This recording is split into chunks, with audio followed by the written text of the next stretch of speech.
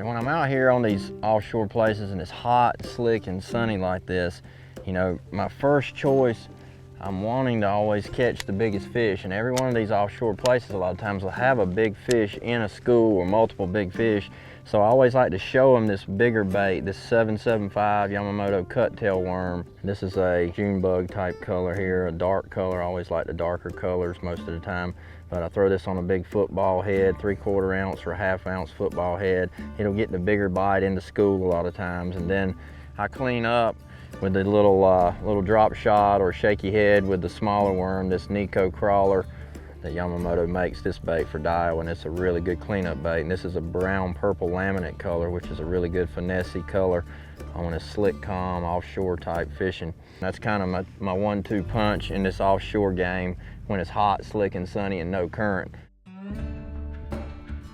You feel that hard or that shell pretty good when you're using a heavy weight, heavy head down there. It's like this 3/4 ounce football head. As long as you're not feeling the mushy bottom, you're all right, because they want that hard bottom. Catch one here, it's a big one sometimes. This big worm will draw that big bite. I'm seeing some out here right on the end of it right now. It's 65 to 70 feet out. All right, here's my setup for the Magnum Shaky head. Now this has become a really big popular technique amongst the pro tours everywhere we go now, is throwing a big shaky head or football style head out in deep water. I like to use anywhere from 16 to 20 pound test fluorocarbon line. I'm not real picky on what exact rod I use with it. This is the Daiwa Tatula Elite Ishmanrow frog rod. I've got it tied on here, and the reason I throw it on this rod is because it's a real stiff rod. You just basically want a long, stiff rod because you got a lot of line out, deep water. You need something that'll really punch and drive that hook home. And then I put it on a super fast reel. That's another big key, to have a fast retrieve. This is a Daiwa Tatula Elite pitch and flip reel, but it's an 8.1 retrieve. I like it because of the big handle, so I can take up a lot of slack and set the hook, you know, and get your leverage on that fish in deep water and pull him up. That's the setup right there that catches fish for me. I know they've seen this now. Switching now to the little drop shot.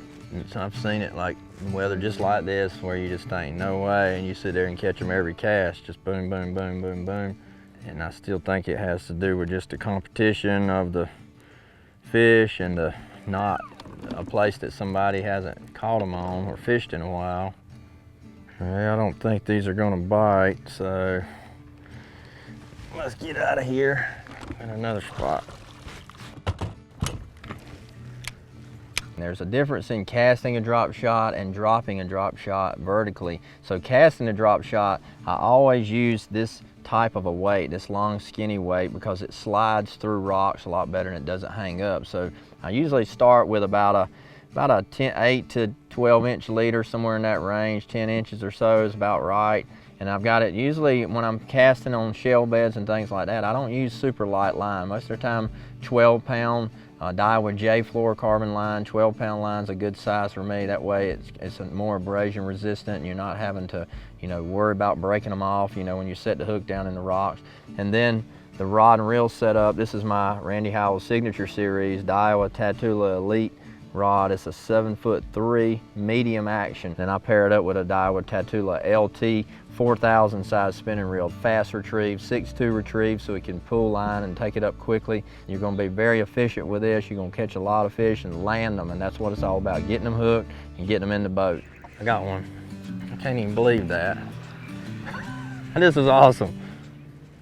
See guys, you pick up a little worm sometimes. Look, I already pulled my trolling motor up. I'm leaving this spot. I've been watching them on the active target the whole time. I was throwing my Yamamoto 775 cut-tail worm, which they've been biting, but the pressure has gotten to them here. It's hot and sunny.